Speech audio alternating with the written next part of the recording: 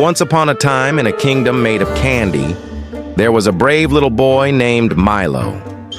Now, Milo wasn't brave all the time. In fact, he was quite scared of just about everything.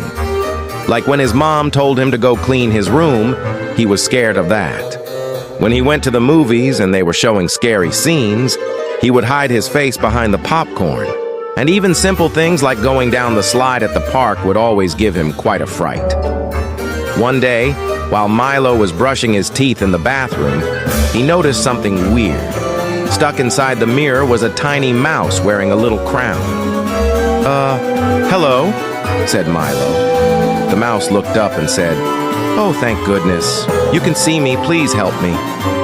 "How can I help you?" asked Milo.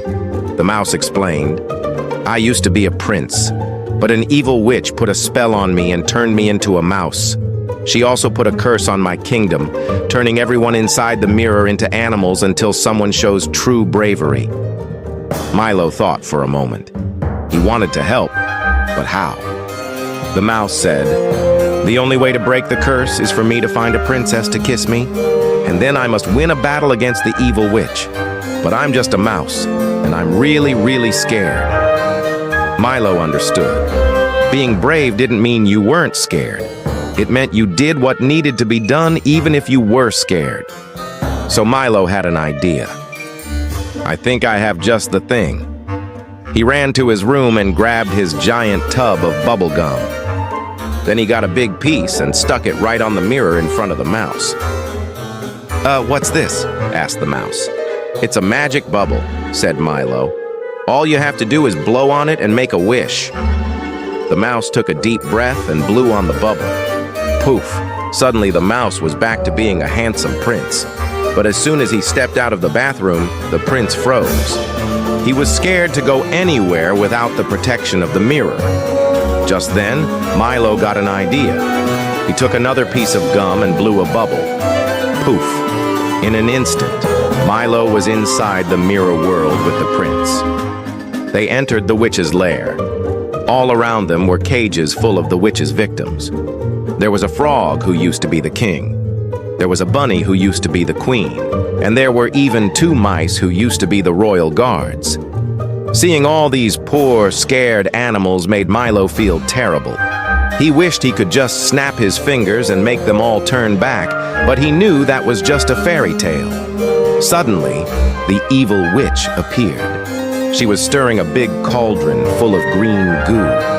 "So you're the new brave hero, huh?" she cackled. "Well, I've got some bad news for you. You aren't very brave at all." Milo started to cry. The witch was right. He wasn't brave, not really. But then he stopped.